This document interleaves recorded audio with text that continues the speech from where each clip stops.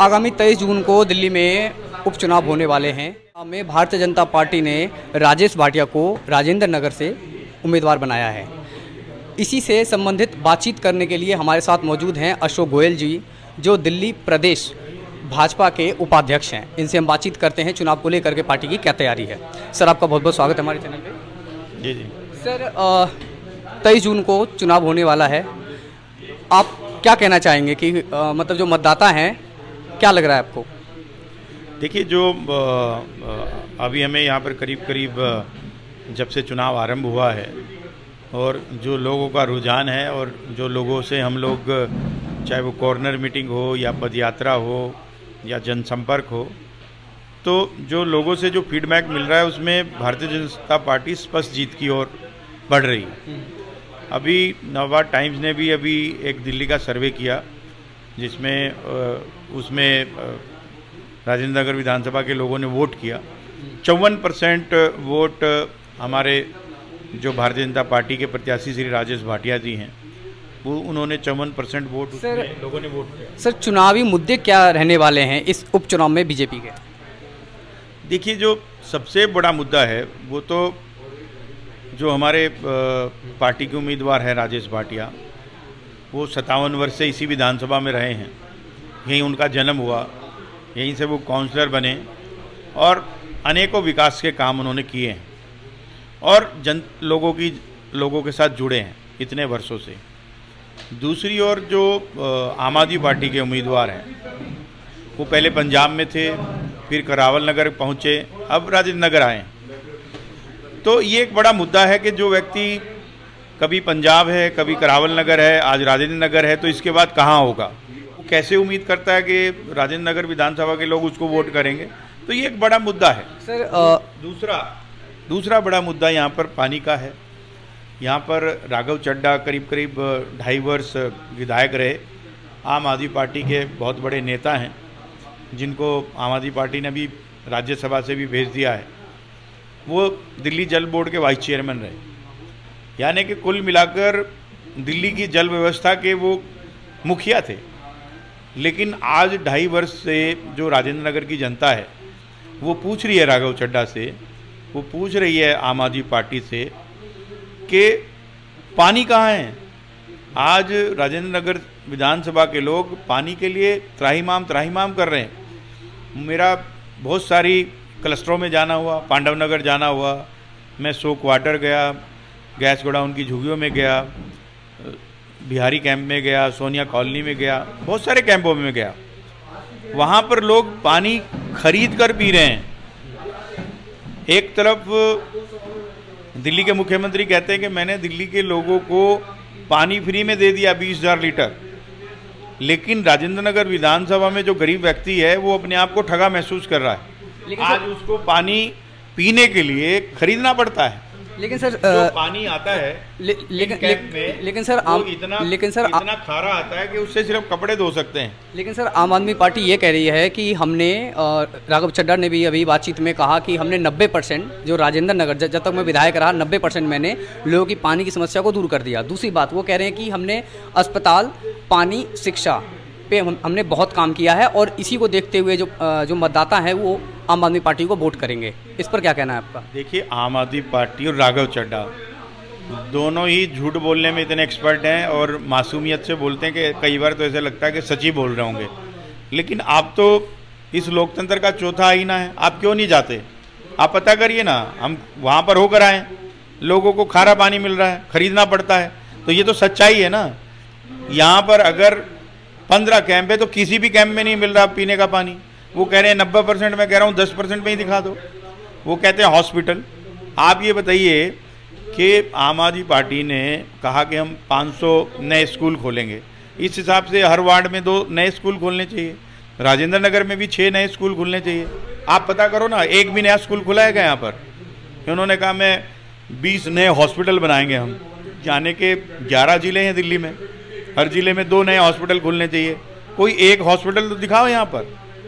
तो आप राघव चड्ढा क्या कहते हैं, आम आदमी पार्टी क्या कहती है, उसका एक रियलिटी चेक करो कि इन्होंने ये कहा है और राजेंद्र नगर की जनता से पूछो एक बार, कोई नया स्कूल आपको नजर आया, कोई नया हॉस्पिटल आपको नजर आया? पानी जो इन क्लस्टर्स में मिल रहा है वो खारा मिल रहा है, लोग खरीदने को मजबूर हैं। ज़्यादातर लोग 3 या 4 कैन खरीदते हैं, एक कैन 30 रुपये की आती है, यानी कि एक दिन में 90 रुपये, यानी कि 30 दिन में 2700 रुपये, 2700 रुपये का बिल पानी का आ रहा है। सर, एक बहुत बड़ा मुद्दा आम आदमी पार्टी मतलब एक आरोप लगा रही है भारतीय जनता पार्टी पर, वो ये लगा रही है कि जो अतिक्रमण जो बीजेपी ने जो बुलडोजर का जो उनका जो स्टैंड है वो जो अभी नारायणा में हुआ, अगर मैं इस विधानसभा की बात करूं क्योंकि चुनाव यहाँ है, मैं दिल्ली की बात नहीं करूंगा, नारायणा में जो अतिक्रमण पर बुलडोजर चलाया गया, 15 साल से एमसीडी में बीजेपी है, तो 15 साल पहले ये कार्रवाई क्यों नहीं हुई जो अब हो रही है? देखिए, अभी क्या है कि दिल्ली के अंदर आम आदमी पार्टी के संरक्षण में रोहिंग्या और बांग्लादेशी मुसलमानों ने अवैध कब्जे किए हैं सड़कों के ऊपर, सरकारी संपत्तियों के ऊपर। और अरविंद केजरीवाल जी और दिल्ली के उप मुख्यमंत्री मनीष सिसोदिया जी ने, जो मुझे जानकारी मिली उनके विश्वस्त सूत्रों के अनुसार, अपने विधायकों की बैठक की और उसमें उन्होंने कहा कि ये जितने भी रोहिंग्या और बांग्लादेशी मुसलमान हैं, इनके हमें कियोस्क लगवाने हैं, इनकी रेडी लगवानी है और इनको अतिक्रमण करवाना है, इनका वोट भी बनवाना है और इनको संरक्षण देना है। दिल्ली के अंदर सिलसिलेवार जिस तरह से ये लोग तुष्टीकरण की राजनीति कर रहे हैं, सीलमपुर में दंगे हुए, वहाँ पर इनके जो पार्षद थे ताहिर हुसैन, वो दंगे को उकसाने वाले नहीं, दंगे की साजिश करने वालों में थे। इसी तरह से अभी जहांगीरपुरी में जो दंगे हुए, वहाँ पर जो अंसार नाम का जो कार्यकर्ता है आम आदमी पार्टी का, वो भी दंगों को उकसाने वाले में नहीं, साजिश करने वालों में थे। अभी इन्होंने एक सर्कुलर जारी किया स्कूल के अंदर कि पिछले 2 साल के जितने भी प्राइवेट स्कूल हैं, मुस्लिम स्टूडेंट्स की जो ट्यूशन फी है वो तुरंत रिफंड कर दें। मैं पूछना चाहता हूँ केजरीवाल जी से कि इन हिंदुओं ने क्या पाप किया है? जैसे इन्होंने वक्फ बोर्ड के से जितने भी दिल्ली के अंदर मस्जिद हैं, उनके मौलवी और मौजिम को ये वेतन देते हैं, सरकारी वेतन देते हैं। मैं इनसे पूछना चाहता हूं कि जो हमारे मंदिर हैं हिंदुओं के, इन लोगों ने क्या गुनाह किया केजरीवाल जी? क्या इन्होंने वोट नहीं लिया आपने? और जब बुलडोजर यहाँ पर चला जहांगीरपुर में, जब हिंदुओं की ऊपर हिंसा हुए, शोभा यात्रा में हिंदुओं के ऊपर चोट आई, तब केजरीवाल जी, मनीष सिसोदिया जी अपने घर में ड्राइंग रूम में आराम कर रहे थे, किसी ने कुछ नहीं कहा। लेकिन जब वहाँ पर बुलडोजर चला जो कि इन रोहिंग्या मुसलमानों के अतिक्रमण को एमसीडी ने हटाने की प्रयास किया, उसी दिन से इनके पेट में दर्द हो गए, क्योंकि इनके वोट बैंक को इफेक्ट करता है। हिंदू इनका वोट बैंक नहीं, इनका वोट बैंक मुस्लिम है, इसलिए इनके पेट में दर्द है। और मैं आपको ये बताना चाहता हूँ कि जितने भी रोहिंग्या मुसलमान और बांग्लादेशी मुसलमान हैं, एमसीडी या भारतीय जनता पार्टी इसके लिए प्रदर्शन करेगी, इनके अतिक्रमण को हटाएगी और हटवाने के लिए लगातार दबाव बनाएगी। एक सर पहला प्रश्न ये है कि इस सीट को लेकर के सबसे पहले आम आदमी पार्टी ने अपने उम्मीदवार की घोषणा की, तब तक बीजेपी और कांग्रेस ने नहीं किया। लेकिन सर बात यहाँ तक हो रही थी कि जो सिरसा है, मनिंदर सिंह सिरसा, आदेश गुप्ता, ये 2-3 चेहरे ऐसे रहे कि इनको बोला गया कि चुनाव लड़ने के लिए, लेकिन इन्होंने हाथ खड़े कर दिए कि इस विधानसभा चुनाव मतलब कि यहाँ से लड़ने से। फिर बाद में राजेश भाटिया को टिकट दिया गया। तो इसको लेकर के एक पार्टी पे आरोप आम आदमी पार्टी लगा रही है कि उनके पास तो मतलब कैंडिडेट भी नहीं है कि वो चुनाव मतलब लड़ पाएँ। ये तो सिर्फ एक तरीके से बचने के लिए उन्होंने राजेश भाटिया को चुनाव में मैदान में उतारा है। आपने ताश का गेम खेलते हो क्या? जी सर, खेलता हूँ। जब किसी की सत्ती को अट्ठी से काटा जा सकता है तो उसके लिए बादशाह कभी मैदान में आते हैं क्या? अरविंद केजरीवाल अगर चुनाव में आते तो हमारे प्रदेश अध्यक्ष भी लड़ते। भारतीय जनता पार्टी की ये एक खूबसूरती, यहाँ पर अगर किसी बूथ के अध्यक्ष को भी कहा जाए कि चुनाव लड़ोगे तो पूरी पार्टी उसके साथ लगती। यहाँ व्यक्तिवाद राजनीति नहीं है जैसे केजरीवाल जी की राजनीति, ये संगठन आधारित है। यहाँ पर हर व्यक्ति चुनाव लड़ सकता है। और दूसरा मैं आपको बताता हूँ कि इन्होंने कहा कि भाई इन्होंने देरी कर दी कि हमारा कैंडिडेट 10 दिन पहले आ गया, जो कि पंजाब और करावल नगर से घूम कर आया। हमारा कैंडिडेट तो 57 साल से है यहाँ पर। हमारे कैंडिडेट को राजेंद्र नगर की समस्याओं को तो छोड़ो, हर रास्ते मालूम है। इन्होंने एक ऐसा कैंडिडेट उतारा है जिसको राजेंद्र नगर की समस्याओं की तो बात ही छोड़ दो कि उसको क्या मालूम कि राजेंद्र नगर की क्या समस्याएं हैं। आज अगर उसको ले जाओगे भी पांडव नगर कहाँ है, ये बिहारी कॉलोनी कहाँ है, टोडापुर कहाँ है, दसगरा कहाँ है, तो उसका दिमाग ही घूम जाएगा। ऐसे व्यक्ति को उतार कर आप ये कहने की कोशिश करते हैं कि दूसरे का कैंडिडेट कमज़ोर है, जबकि आपके कैंडिडेट में दम ही नहीं है। अगर आपके आम आदमी पार्टी के कैंडिडेट में दम होता, आपने पोस्टर होर्डिंग देखे, केजरीवाल के नाम पर वोट मांग रहे हैं, क्यों मांग रहे हैं? दुर्गेश पाठक में दम नहीं है क्या? वो फ्लॉप हो गया क्या? मैं आपसे एक बात ही पूछना चाहता हूँ, आखिर चुनाव कौन लड़ रहा है? दुर्गेश पाठक। वो कह रहे हैं कि केजरीवाल को वोट दो। अरे दुर्गेश पाठक फ्लॉप हो चुका क्या? उसके नाम पर आपको वोट नहीं मिल रहा? या ये कहोगे हमारा जो कैंडिडेट है वो तो फेल है, अब मुझे केजरीवाल का नाम यूज करना पड़ रहा है। ये चुनाव दुर्गेश पाठक वर्सेस राजेश भाटिया है। लेकिन सर बीजेपी जो शीर्ष नेतृत्व है वो भी जब किसी चुनाव मैदान में जाता है वो भी नरेंद्र मोदी का चेहरा लाता है। भले चुनाव कहीं का हो लेकिन नरेंद्र मोदी का चेहरा आता है, क्योंकि शीर्ष नेतृत्व बीजेपी के पास प्रधानमंत्री के तौर पर नरेंद्र मोदी है। अगर आम आदमी पार्टी अरविंद केजरीवाल को अपना चेहरा बनाती है सब जगह, तो इसमें दिक्कत क्या है? नहीं, चेहरा केजरीवाल जी को बनाए या संजय सिंह को बनाए जो कि उत्तर प्रदेश से पिट के आए हैं, या किसी को भी बनाए जो अपनी जमानत जब करा के आए, लेकिन जो कैंडिडेट लड़ रहा है वोट तो उसके नाम पर मांगे कि वोट इस दुर्गेश पाठक को दो। होर्डिंग पोस्टर देखिए आप।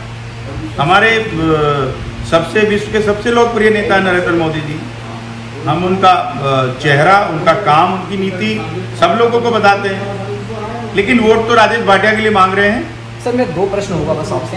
पहला प्रश्न ये होगा कि आपने जैसा कि कहा कि मतलब इस सीट पर अभी हमने देखा कुछ समय पहले बीजेपी हाईकमान ने 40 चेहरे को उतारा है, मतलब स्टार प्रचारक के तौर पर, जिसमें 9 केंद्रीय मंत्री हैं। बीजेपी इस चुनाव को क्या आने वाले जो निगम का चुनाव होने वाला है उसका सेमीफाइनल मान रही है, क्या इसीलिए दमखम दिखा रही है? फिर देखिए, भारतीय जनता पार्टी हर चुनाव को गंभीरता से लेती है, चाहे निगम का चुनाव हो, विधानसभा का चुनाव हो, भाई उपचुनाव हो, लोकसभा का चुनाव हो। हम अपनी पूरी ताकत से चुनाव लड़ते हैं, जनता जनार्दन का आशीर्वाद लेने के लिए जाते हैं, अपना रिपोर्ट कार्ड हम पेश करते हैं और हमेशा चुनाव हम दमखम से लड़ते हैं। तो इसलिए ये कहना कि स्टार प्रचारक क्योंकि 40 लोगों की लिस्ट होती है वो हम बेचते हैं, लेकिन हम उसमें कम लोगों को यहाँ पर बुलाएं या ज़्यादा लोगों को बुलाएं, ये रणनीति पर निर्भर करता है। लेकिन कोई भी चुनाव हम हमेशा बड़ी गंभीरता से लड़ते हैं, इसलिए सिर्फ ये राजेंद्र नगर विधानसभा नहीं, हर चुनाव को दमदारी से लड़ते हैं। सर कांग्रेस को क्योंकि टक्कर सिर्फ 2 पार्टी में बताई जा रही है, क्योंकि तीसरा कैंडिडेट भी कांग्रेस पार्टी है, तो प्रेमलता जी उम्मीदवार हैं, तो कांग्रेस को भारतीय जनता पार्टी कितना सीरियस ले रही है? क्या कांग्रेस कहीं रेस में है या नहीं है? देखिए, कांग्रेस करीब उनकी कैंडिडेट तो उन्होंने उतारा है, लेकिन मुझे लगता है कि उनकी जो अपीयरेंस है उतनी जितनी ज़्यादा होनी चाहिए कम है।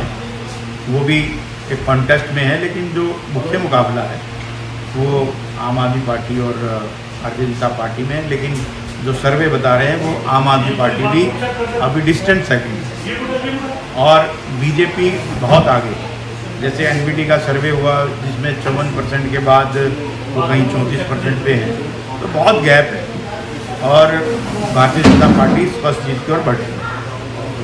तो ये थे हमारे साथ अशोक गोयल जी। ये कह रहे हैं कि भारतीय जनता पार्टी आने वाले 26 जून को जो चुनाव की मतगणना होगी उसमें एक बार राजेंद्र नगर विधानसभा को जीतकर ये साबित कर देगी कि जो आने वाला निगम का जो चुनाव होगा उसमें भी बीजेपी की सरकार बनेगी। तो खैर आने वाला वक्त बताएगा कि ये जो विधानसभा का चुनाव है वो आम आदमी पार्टी जीतती है या फिर भारतीय जनता पार्टी। आप हमारे साथ बने रहिए। कैमरामैन मनीषा अग्रवाल के साथ मैं मोहन कुमार, दिल्ली।